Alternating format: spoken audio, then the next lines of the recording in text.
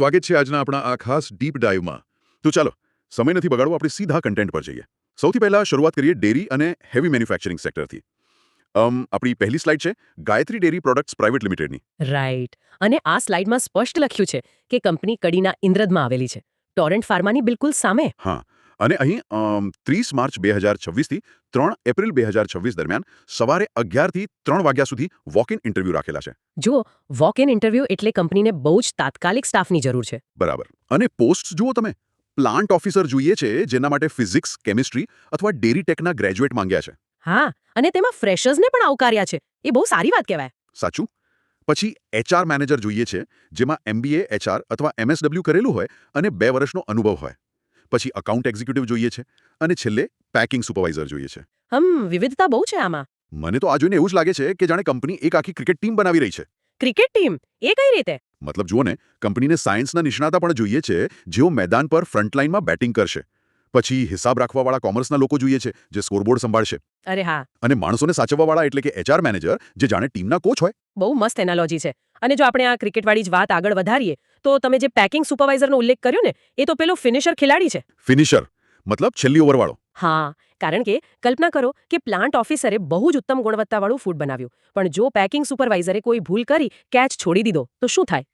તો પ્રોડક્ટ બગડી જાય ને. એક્ઝેક્ટલી. પેકિંગમાં ખામી રહી ગઈ તો ગ્રાહક સુધી પહોંચતા પહેલા જ પ્રોડક્ટ ખરાબ થઈ જશે. એટલે ફૂડ ઇન્ડસ્ટ્રીમાં પેકિંગનો અનુભવ બહુ જ ક્રિટિકલ હોય છે. બહુ જ સાચી વાત છે. અને એટલે જ ઉમેદવારોએ પોતાના resume, pay slip, bank statement અને અનુભવના સર્ટિફિકેટ સાથે લઈ જવા બહુ જરૂરી છે. બિલકુલ.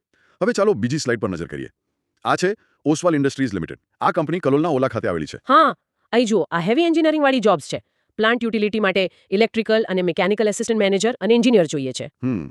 સાથે જ purchase engineer, design and technical માટે અને એક ઓપેક્સ માટે પણ એન્જિનિયર જોઈએ છે. આ ઓપેક્સવાળી પોસ્ટ બહુ જ ટ્રેન્ડિંગ છે અત્યારે.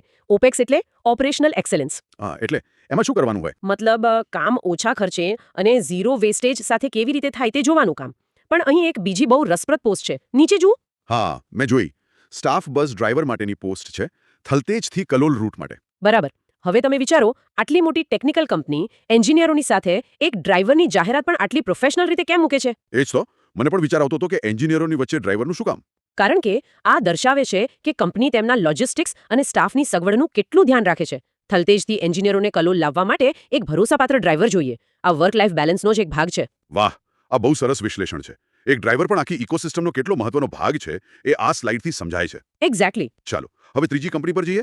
નેક્સ્ટ સ્લાઇડ છે અપૂર્વી ઇન્ડસ્ટ્રીઝ પ્રાઇવેટ લિમિટેડ. આ કંપની કડીના રાજપુરમાં આવેલી છે. હા, અને અહીં QC એટલે કે ક્વોલિટી કંટ્રોલ ડિપાર્ટમેન્ટમાં 5 પોસ્ટ છે, જેમાં ફ્રેશર, BE કે ડિપ્લોમા મિકેનિકલ વાળા અપ્લાય કરી શકે છે. બરાબર. અને બીજી એક બહુ મોટી પોસ્ટ છે CNC ઓપરેટરની, જેમાં 3 વેકેન્સી છે. CNC ઓપરેટરની ડિમાન્ડ અત્યારે મેન્યુફેક્ચરિંગમાં સૌથી વધારે હોય છે. હા, મશીનરી ઓટોમેટિક થઈ ગઈ છે એટલે. પણ એ સૌથી રસપ્રદ પોસ્ટ ત્રીજી છે, આઉટસાઇડ ઇન્ડિયા માર્કેટિંગ એટલે કે એક્સપોર્ટ માટે એક પોસ્ટ છે, જેમાં 2 વર્ષનો અનુભવ જોઈએ છે. હા, અને કૌંસમાં શું લખ્યું છે એ જુઓ. એ જ મારો પ્રશ્ન હતો. અહીં મોટા અક્ષરે લખ્યું છે ઇંગ્લિશ કમ્પલસરી. મતલબ માર્કેટિંગની પોસ્ટ માટે અંગ્રેજી શા માટે ફરજિયાત લખ્યું છે?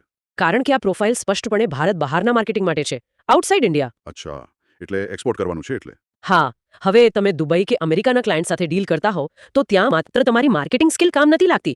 ત્યાં આંતરરાષ્ટ્રીય સ્તરે સંવાદ માટે અંગ્રેજી જ એકમાત્ર સેતુ છે. સાચી વાત છે. જો ભાષા જ ના આવડતી હોય તો પ્રોડક્ટ ગમે તેટલી સારી હોય તમે વેચી ના શકો. બિલકુલ. પ્રોફેશનલ ઈમેલ કરવાના હોય, કોન્ટ્રાક્ટ સમજવાના હોય, એમાં અંગ્રેજી જોઈએ જ. તો આ થઈ ગઈ આપણી ફેક્ટરી અને મશીનોવાળી વાત.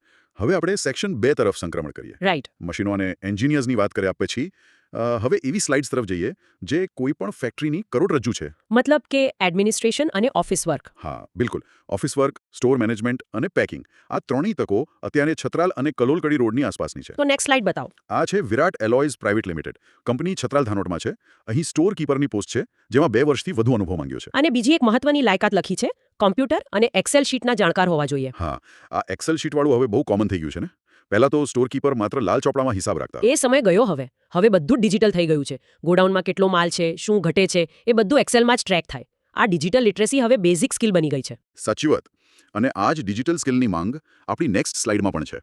આ સ્લાઇડ જુઓ, એરો ઇન્સ્ટ્રુમેન્ટ્સની છે જે છત્રાલમાં જ આવેલી છે. હા, અહીં ઓફિસ વર્ક માટે એટલે કે ટેલી માર્કેટિંગ માટે સ્ટાફ જોઈએ છે. અને અહીં પણ એક્સેલ અને ટેલી આવડતું હોવું જોઈએ એવું સ્પષ્ટ લખ્યું છે. બરાબર. પણ આ સ્લાઇડમાં એક ખાસ નોંધ છે. ફિમેલને એટલે કે મહિલાઓને અગ્રતા. હા, મેં પણ એ નોંધ્યું. અને આનો સમય પણ સવારે 9 થી સાંજે 5:30નો છે. અને આની સાથે જ પેલી જે છઠ્ઠી સ્લાઇડ છે સુવર્ણા એન્ટરપ્રાઇઝની, એ પણ જુઓ. એ કડી કલોલ છત્રાલ રોડ પર છે રાઈટ? હા, અને તેમાં પણ સ્પષ્ટ લખ્યું છે કે પેકિંગ માટે બહેનો જોઈએ છે. આમાં એક બહુ જ મોટી પેટર્ન જોવા મળે છે આપણને. કેવી પેટર્ન? તમે જુઓ, સ્થાનિક મહિલાઓ માટે ઓફિસ વર્કથી લઈને પેકિંગ સુધીની સ્વતંત્ર રોજગારીની તકો ઊભી થઈ રહી છે. કંપનીઓ ખાસ બહેનોને ટાર્ગેટ કરી રહી છે. એનું કારણ શું હોઈ શકે? કારણ કે પેકિંગ કે ટેલિમાર્કેટિંગ જેવા કામમાં બહુ જ ધીરજ અને ચોકસાઈ જોઈએ, અને કંપનીઓને ખબર છે કે બહેનો આ કામ બહુ ચીવટાઈથી કરી શકે છે. બહુ સરસ પોઈન્ટ છે. અને સમય પણ એવો છે કે તેઓ ઘર અને નોકરી બંને બેલેન્સ કરી શકે. બિલકુલ. આ મહિલા સશક્તિકરણનું એક બહુ મોટું ઉદાહરણ છે. ખરેખર. તો ફેક્ટરી અને ઓફિસની આ 4 દિવાલોની બહાર નીકળીને હવે આપણે ત્રીજા સેક્શન તરફ આગળ વધીએ. હવે ફિલ્ડ વર્કની વાત કરીએ. હા, આપણી નેક્સ્ટ સ્લાઇડ છે આલ્પાઇન FIBCની. આ કંપની અમદાવાદના સાયન્સ સિટીમાં છે રાઈટ? બિલકુલ. અને અહીં માર્કેટિંગ એક્ઝિક્યુટિવ જોઈએ છે, પણ લાયકાત જુઓ. માર્કેટિંગમાં MBA માંગ્યું છે અને 2 વર્ષનો અનુભવ. અને હા, કોમ્યુનિકેશન અને પ્રેઝન્ટેશન સ્કિલ્સ સ્ટ્રોંગ હોવી જોઈએ એવું ખાસ લખ્યું છે. જો તફાવત કેટલો સ્પષ્ટ છે. પેલામાં બાઇક લઈને સાઇટ પર જવાનું અને અહીં કોર્પોરેટ ઓફિસમાં પ્રેઝન્ટેશન આપવાનું. આ જ તો માર્કેટિંગ ફિલ્ડની સુંદરતા છે ને. દરેક લેવલ માટે અલગ સ્કિલ જોઈએ. સાચી વાત. હવે મારો સૌથી ફેવરેટ અને આ આખી ચર્ચાનો પાયો કહી શકાય એવો સેગમેન્ટ આવે છે. આપણી છેલ્લી સ્લાઇડ. કેરેવાન સ્કૂલવાળી સ્લાઇડ ને? હા, સરદાર ગાર્ડન પાસે વર્ધમાન નગર કલોલમાં આ સ્કૂલ આવેલી છે. ગુજરાતી અને ઇંગ્લિશ મીડિયમ બંને માટે. અને અહીં તો બહુ મોટું લિસ્ટ છે વેકેન્સીનું. સૌથી પહેલા તો પ્રિન્સિપલ જોઈએ છે, જેમાં 10 વર્ષનો અનુભવ અને લીડરશિપ સ્કિલ્સ માંગી છે. હા, અને સાથે બધા વિષયો માટે અનુભવી શિક્ષકો જોઈએ છે. ખાસ કરીને ગણિત, વિજ્ઞાન, અકાઉન્ટ, અંગ્રેજી અને SS ના શિક્ષકો. અને B.Ed વાળા ગ્રેજ્યુએટ યા પોસ્ટ ગ્રેજ્યુએટને અગ્રતા અપાશે એવું લખ્યું છે. હવે મને એ કહો કે આજના મેન્યુફેક્ચરિંગ અને માર્કેટિંગના ડીપ ડાઈવમાં આ સ્કૂલની સ્લાઇડ શું કામ આટલી મહત્વની છે? અને બહુ જ સિમ્પલ લોજિક છે. આ આખી ચર્ચાનું કેન્દ્ર આ સ્લાઇડ જ છે. કઈ રીતે? જુઓ, મેન્યુફેક્ચરિંગ હોય કે માર્કેટિંગ, આમાં કામ કરવાવાળા સારા કર્મચારીઓ તૈયાર ક્યાંથી થાય છે? ઓહો, મતલબ સ્કૂલમાંથી. બિલકુલ. કોઈ પણ સારા પ્રોફેશનલને તૈયાર કરવાનો પાયો શિક્ષણ છે. સ્કૂલોને પણ આજે સારા કમ્યુનિકેશનવાળા શિક્ષકોની તાત્કાલિક જરૂર છે, જેથી તેઓ આવનારી પેઢીને ઇન્ડસ્ટ્રી માટે તૈયાર કરી શકે. વાહ, શું વાત કહી છે તમે. પાયો મજબૂત હશે તો જ ઇન્ડસ્ટ્રીને સારા ટેલેન્ટ મળશે. એકદમ સાચું. તો દર્શકો, આપણે આજે અલગ અલગ કંપનીઓની સ્લાઇડ્સ બહુ જ વ્યવસ્થિત રીતે જોઈ. યુવાનોએ ખરેખર આ તકનો લાભ લેવો જોઈએ અને યોગ્ય જગ્યાએ ઇન્ટરવ્યૂ માટે સમયસર પહોંચી જવું જોઈએ. બિલકુલ. અને આ બધી જ કંપનીઓની સ્લાઇડ પર મોઘેરુ મેહણાના લોગો હતો, જે દર્શાવે છે કે આ બધી જ માહિતી વેરીફાઈડ છે. હા, અને દર્શકો ખાસ ધ્યાન આપજો.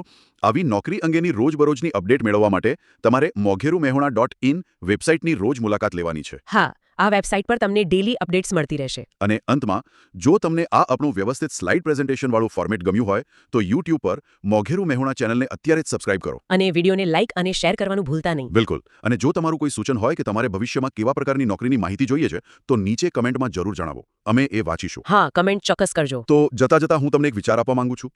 નોકરીઓ તો બજારમાં ઘણી બધી ઉપલબ્ધ છે, જે આજે આપણે આ સ્લાઇડ્સમાં જોયું. પરંતુ વિચારવા જેવી વાત એ છે કે શું તમે તમારી જાતને ભવિષ્યની આવી જ કોઈ નવી સ્લાઇડમાં પસંદગી પામવા માટે અત્યારથી સ્કિલ્સ ડેવલપ કરી રહ્યા છો ખરા? બહુ જ ઊંડો પ્રશ્ન છે આ. હા, એટલે જ કૌશલ્ય વધારતા રહો અને આગળ વધતા રહો. ડીપ ડાઇવના આજના પ્રેઝન્ટેશનમાં બસ આટલું જ. આવજો. આવજો.